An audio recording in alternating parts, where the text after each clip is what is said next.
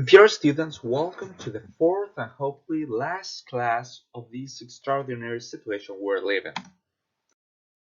It's like as the others, we will follow some steps. First, we will watch the video, we will copy the notes and definitions in it, we will do activity 6, and you should send it to me via email today. It's very important. You can send it to me this afternoon, but please do not forget it. And be careful and check that you have already sent all the previous activities. The activities from the previous videos, the one of the Roman legends that was about creating the coat of arms, the symbol for the legend, for the class. You can send it via the Aula Virtual or just by email. And if you did not do the first term exam, so you were doing the activity about patrician and plebeians, you had a piece of paper when we answer some questions. If you hadn't, give it to me. Please send it to me via email as soon as possible. Remember that my email is prof.jaimeariasjimenez@gmail.com.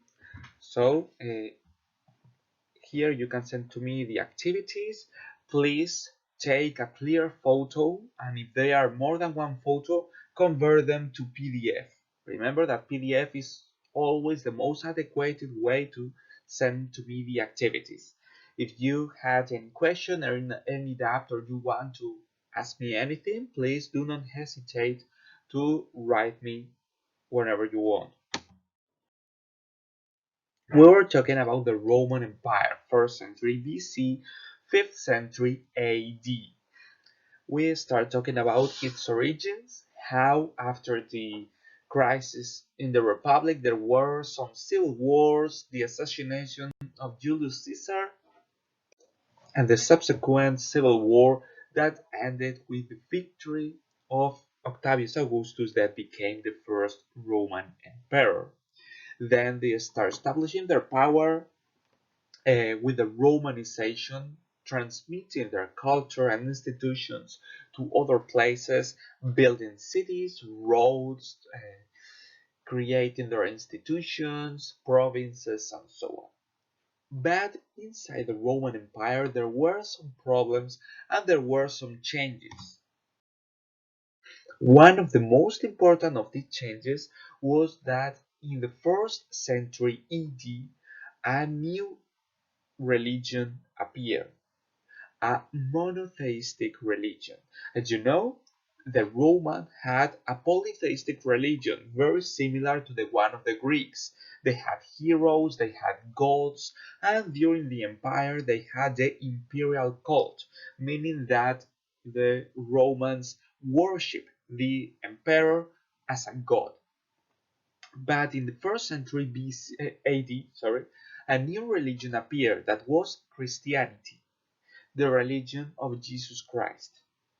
In that time, the Christians were a sect that had to hide from the Romans because they were very few people and they were against the ideas of the Romans. So they had their own places underground, like here, the catacombs, that were used as a burial place, as a graveyard for the Christian to be separated from the rest of society. Christianism is based on the figure, the life, and the teaching of Jesus of Nazareth, Jesus Christ, that, according to the Christian religion, is considered to be the Messiah, the messenger of God, and the Son of God. That's what distinguishes it from other religions. Christians consider that Jesus Christ was the Son of God, sent to the earth to save the human beings. This is one of the most widely spread religions in the world that has influenced lots of different cultures, as you can see in these pictures, but all of them has these uh, similar points based on the figure of Jesus Christ. The teachings of Jesus Christ were spread throughout the world by his disciples, who were the apostles, the 12 apostles, the helpers of Jesus Christ, that helped Christianism to expand through the land of the Roman Empire. Christianity is a monotheistic religion that shares lots of things with Judaism, the religion of the Hebrews, the Jews. Both of them are monotheistic. Both of them believe in just one God, Almighty, all powerful, that knows everything and is everywhere, and they share religious texts. For the Christians, the holy book is the Bible. For the Jews, the holy book is the Torah.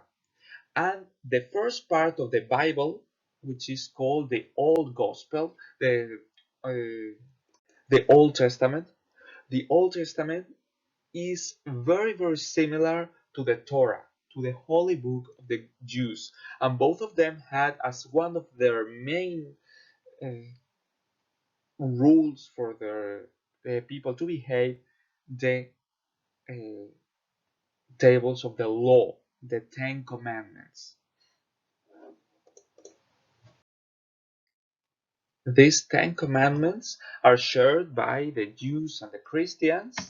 Here we can see these Ten Commandments written in Spanish and in Hebrew, the language of the Jews. They are ten. They are 10 fundamental rules that every Christian and every Jew had to follow. As we said, first the Christians were persecuted. They were jailed and they were killed by the Romans because they did not want to follow the organized religion that the Roman had. They did not want to worship the emperor as a god, and they pray some doctrines that were against the customs of the Romans. For that reason, there were some martyrs, people that died for their religion.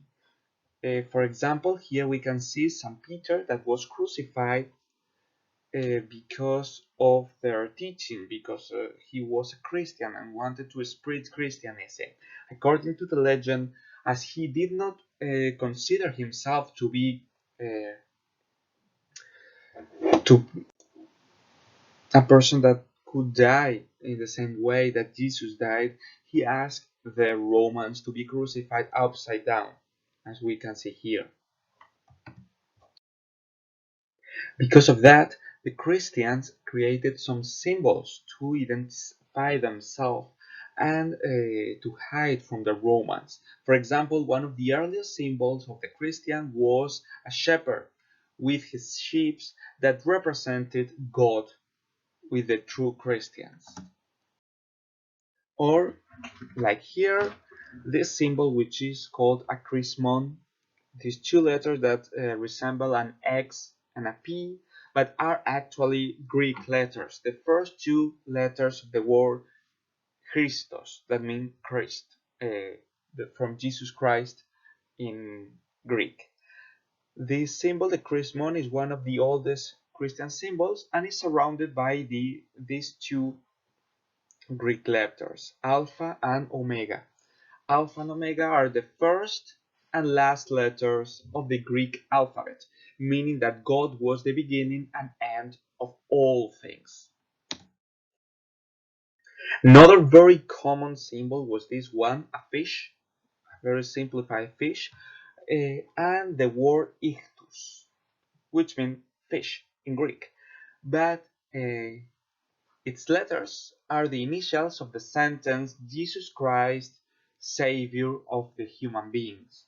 So this apparently innocent word fish had a deep religious meaning.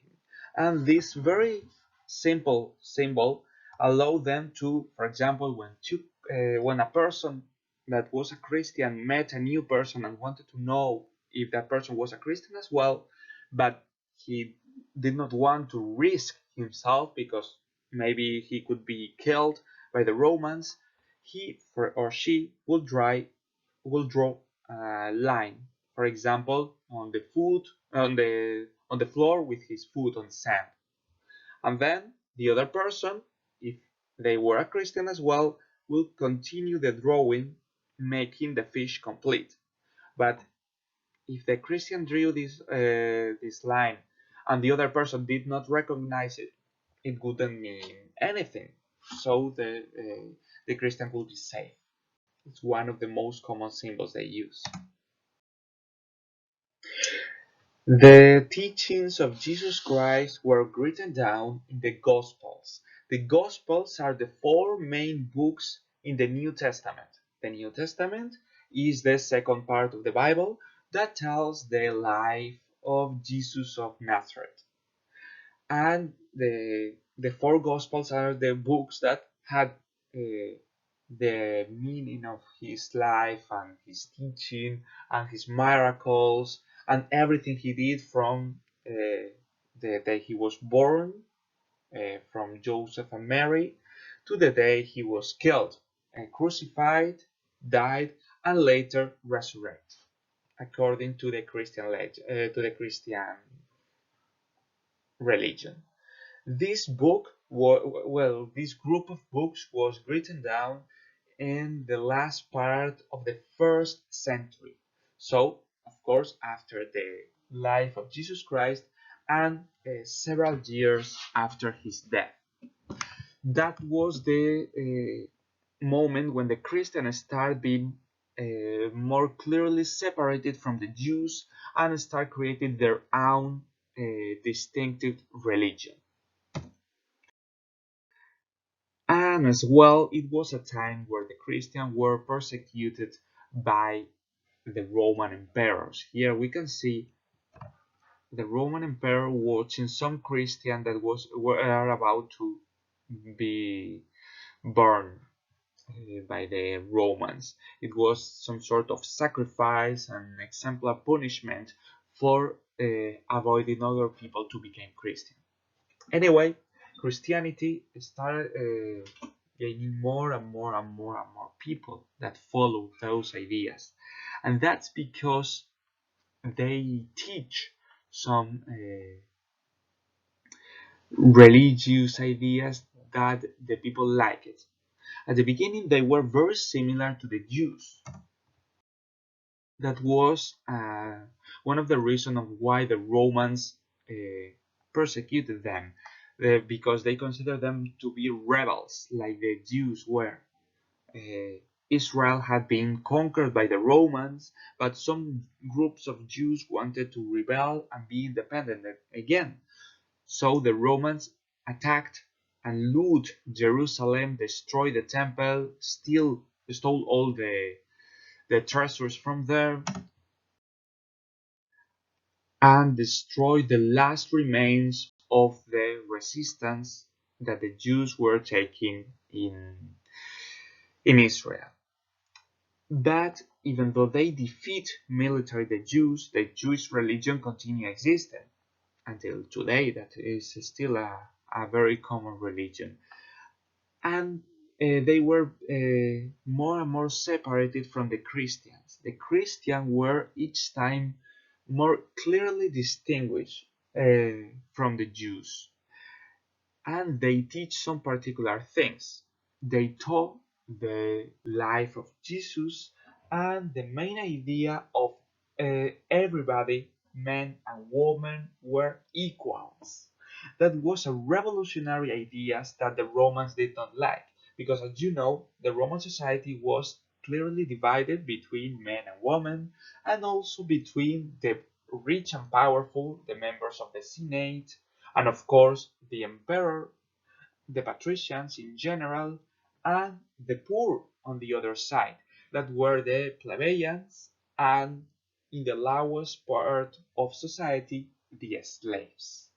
But according to Christianity, all of them were equals. Nobody had the right to rule over the other people or make them slaves.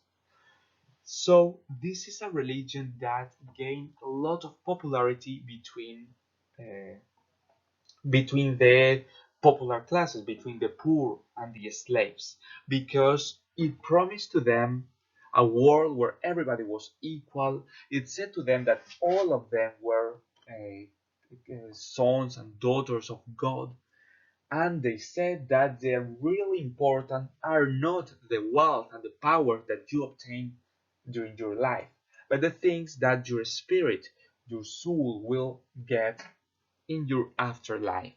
This was a religion in that sense that had a great popularity, even though it was persecuted by the Romans.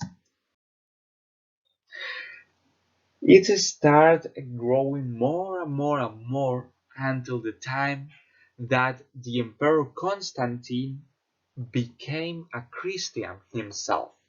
According to the legend, the night before a battle, the Emperor Constantine was sleeping and had a dream, and in that dream he saw the symbol of the cross, and he heard a voice that said, "In hoc signum vinci," under this sign you will won.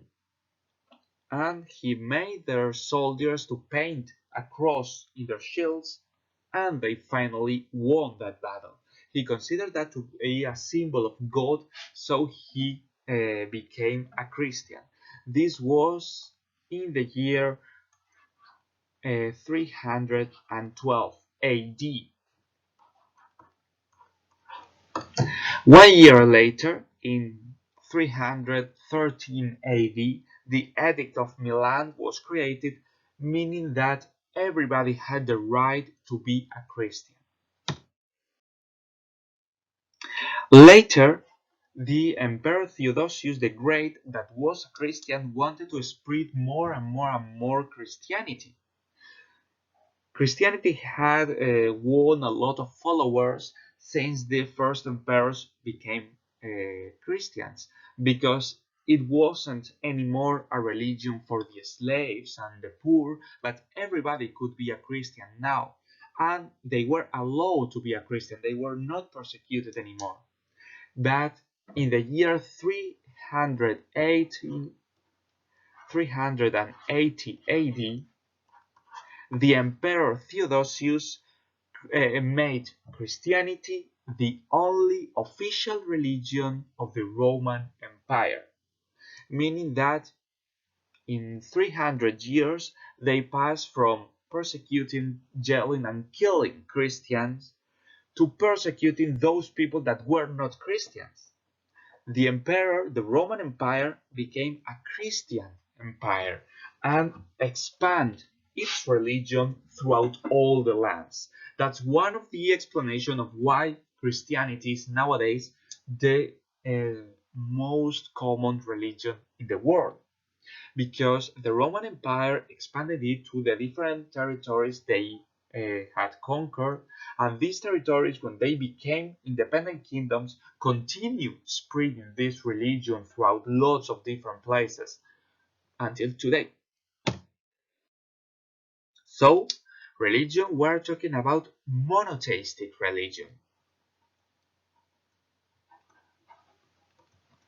which are the ones that believe in just one God, only one God, which are the Hebrews, the Jews, whose religion is Judaism. Hebrew is the name of the people and the name of the language. Judaism is the name of the religion, is the religion of the Jews. The, they were a very, very old religious group that believed in just one God that was almighty, powerful, omniscient, omnipresent, meaning that he knew everything, he was everywhere. They considered to have a covenant with Yahweh. Yahweh was the name they gave to God. They had a covenant, meaning an alliance.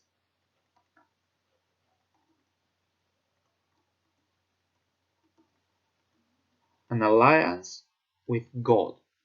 That was the base of their religion. And they had in their holy book, which was called the Torah, the Ten Commandments, the 10 rules given to Moses by God, according to the religion, that every Jew had to follow.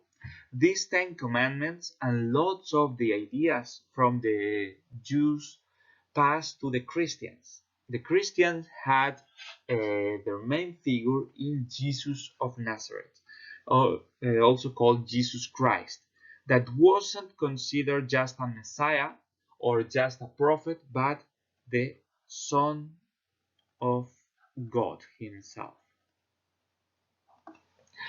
He was a Messiah, meaning that he was the messenger of God, the person sent by God to spread their message, but according to the Christian, he was as well the Son of God and God Himself. So he wasn't just a common person, he wasn't just a human, but the Son of God. For that reason, after he was crucified, he resurrected. They created a church, so an organized religion with priests that were ruled by some bishops that were the leaders of the church, the rulers of other priests. And the most important of these bishops was the Bishop of Rome.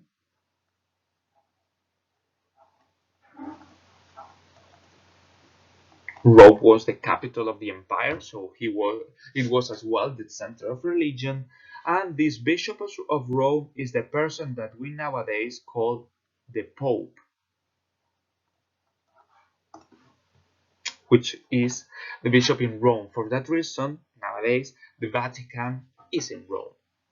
And they had as center of their belief the Gospels, the four Gospels, which are four books that tell the life of Jesus Christ and are in the New Testament. Because, as you know, the holy book of the Hebrews is the Torah, and the holy book of the Christian is the Bible. But the Bible shares lots of things with the Torah. Is the Torah with the add of the Gospels and the New Testament in general. So we need to know what Gospel means. They are four books in the New Testament, so in the new part of the Bible, that tell the life and the teachings of Jesus of Nazareth, Jesus Christ. They were written down at the end of the 1st century AD.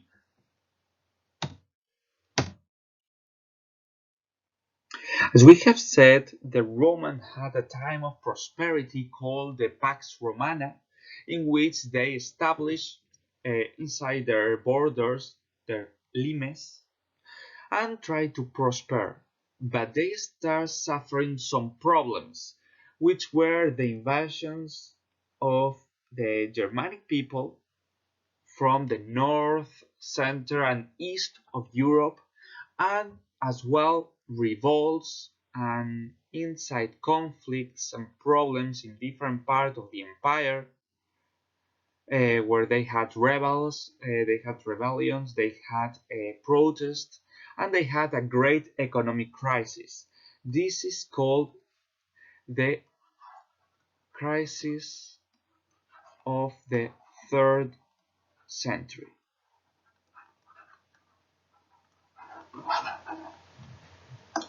This crisis was the beginning of the end of the Roman Empire.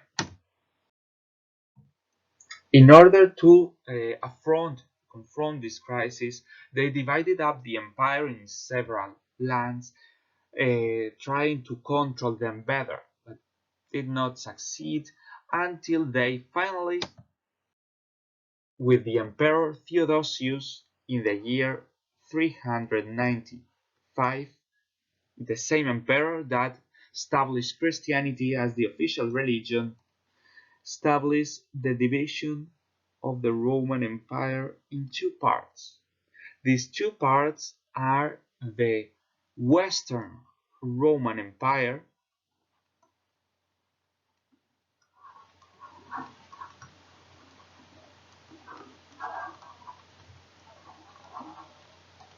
and the West, and the Eastern Roman Empire.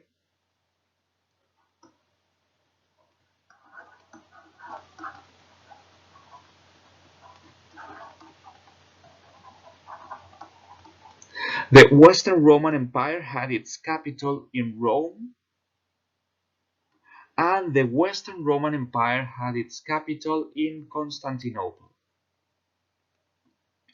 The Western Roman Empire was the one that most clearly suffered the invasion of the barbarians, that ended completely destroying this part of the empire.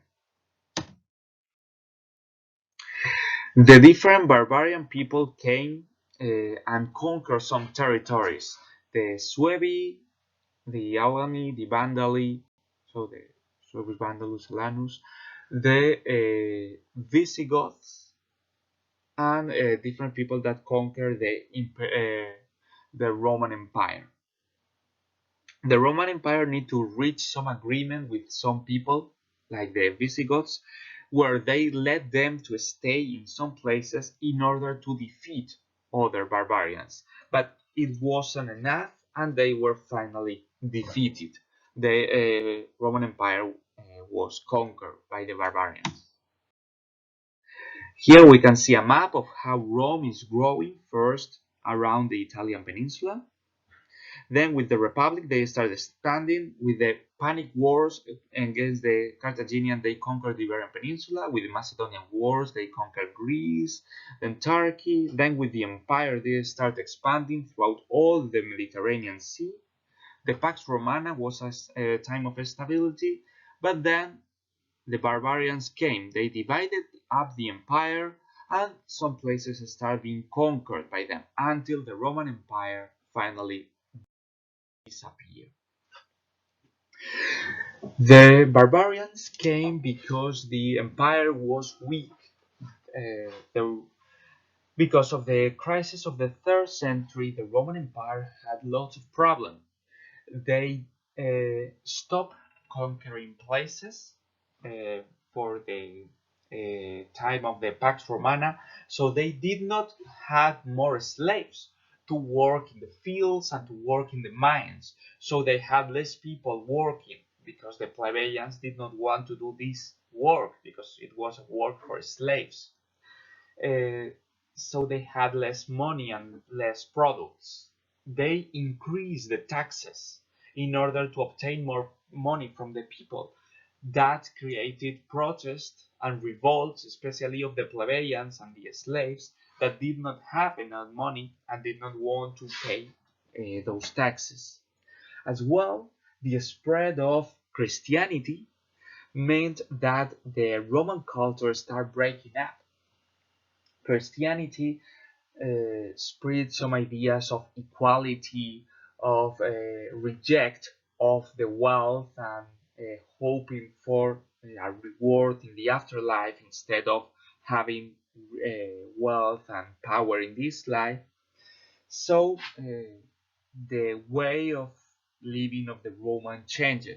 There were an instability, and exactly like at the end of the Republic, some generals wanted to got the power.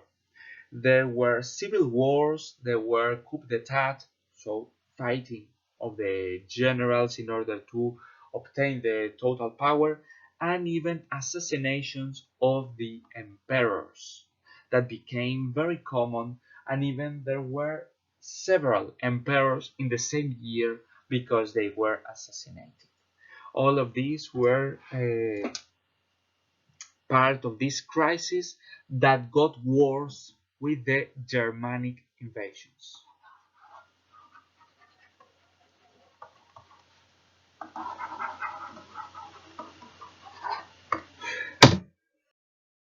These invasions were made up by the Germanic people from the center, north, and east of Europe, and by the Huns. The Huns were these people from the east of Europe and Central Asia. They were nomadic people, very good riders that had very well trained horses. They fought with arrows and they conquered lots of places, killed a lot of people, and defeat in general the Roman armies. The Huns were terrifying. All of the people was terrified of the Huns, even the Germanic ones. So was it that some Germanic group, some kingdom, the Ostrogoths, when they learned that the Huns were coming, they panicked and they divided up in two groups. One group surrounded to the Romans and offered them to conquer them in order to protect them from the Huns, and the other group surrounded to the Huns and unified with them. And their king killed himself because of this fear they had of the Huns. Anyway, the Roman Empire started losing more and more and more territory until when it was just a shadow of what it was previously. The last Roman emperor, Romulus Augustus, that by an irony of destiny had the same name that the first king of Rome, Romulus, was deposed. So his throne was taken by the Germanic in the year 476 AD, which is the year of the fall of the Roman Empire and end of Rome, and of the Western Roman Empire, because because the Eastern because the Eastern Roman Empire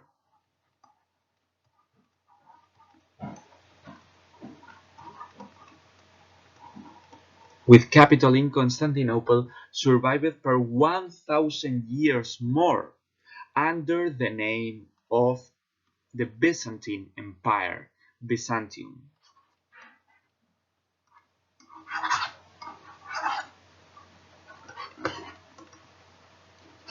But that's another story. You can see that where the Western Roman Empire was, there was nothing. All the Germanic kingdoms dispersed, conquered the territories, and created their own kingdoms. The Visigoths, the Franks, the kingdom of Odoacer, the one that conquered Rome, the Suevi, and so on. But the Eastern Roman Empire survived for 1,000 years more, with capital on Constantinople. But in Western Europe, Rome had disappeared, but its legacy continued even today. The laws of the Rome are still studied in order to become a lawyer. The institution of Rome, such as republics, senates, senators, magistrates, are still in use or are the inspiration of the politicians that we have nowadays. The language of the Romans, Latin, is the origin of lots of languages in Europe. Spanish, Portuguese, French, Italian, Catalan, Galician, Corsican, uh, Retro-Roman, different languages that are still spoken nowadays. The religion of the Roman, the Christianity, was essential during the Middle Ages and is still a very, very, very expanded religion throughout the different parts of the world. The name of the places, the customs, the culture, the food, the way of living, the examples of the Roman their stories, the symbols, for example, the eagle, symbol of Jupiter and symbol of the Roman legends, is nowadays the symbol, or it has been throughout the history, the symbol of many, many different places, such as the German Empire or the Russian Empire, or even nowadays the United States. The word Caesar, with the meaning of emperor, was used in German as the word Kaiser, meaning emperor, or in Russian as Tsar, that means emperor as well. So even though the Roman Empire disappeared, its legacy continues without us. today. So the fall of Rome, the fall of the Western Roman Empire started with the crisis of the 3rd century, attack of the Germanic peoples, people from Central Europe, Northern Europe, and Eastern Europe, because of the weakness that the Roman had. The financial problems, because of the lack of slaves.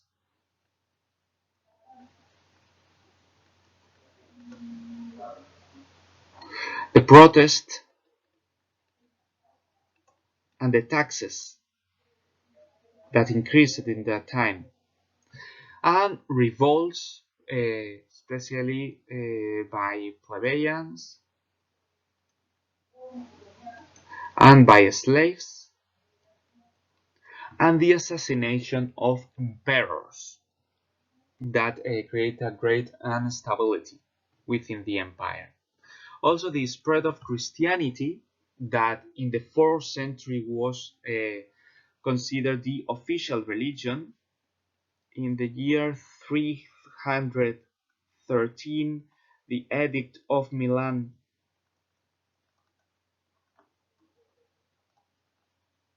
made Christianity allowed to be a religion, so it stopped the persecution of Christians, and it was promulgated by the Emperor Constantine.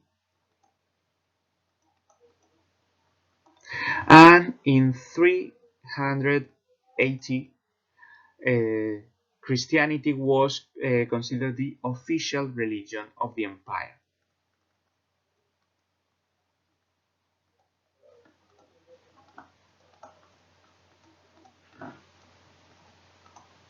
With the Emperor Theodosius.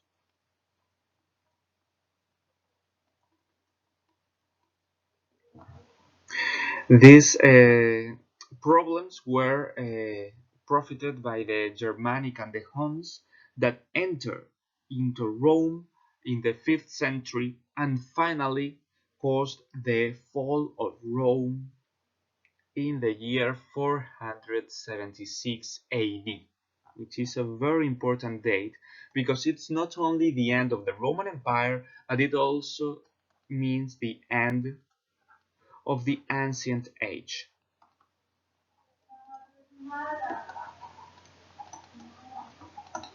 and the beginning of the next stage of history, which was the Middle Age. So, to sum up, we will do this activity with 2 parts. First, explain the crisis of the 3rd century and say what's its relation with the spread of Christianity, which there's a relation because of the problems that happened there. So think carefully and write a full answer. Remember, it needs to be complete, clear, well written. You have a lot of time to do it, so do it carefully.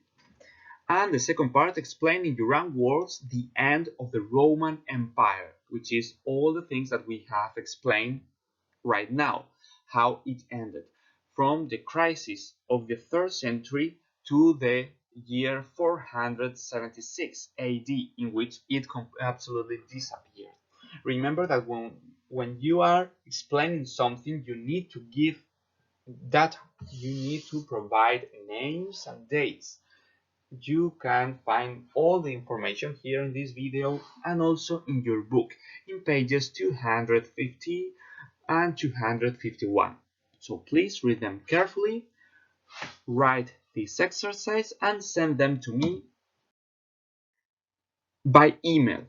Remember, you need to take clear photos, and if you take more than one, please pass them to PDF, which is always the best way to send the activities.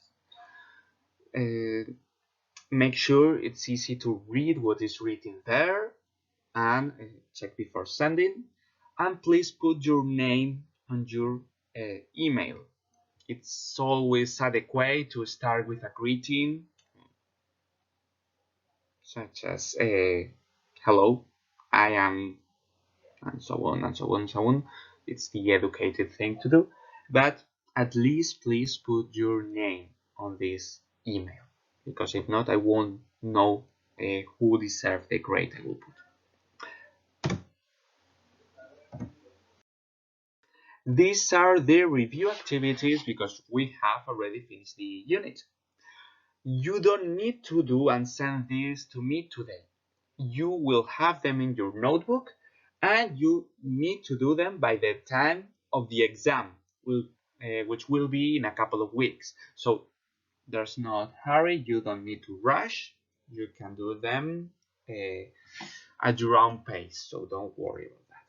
But please read them carefully, write full answers, and try to use them as what they are, a review for the exam of the most important things, either activities and explanation or possible definitions of key concepts that you should know. So please make them carefully.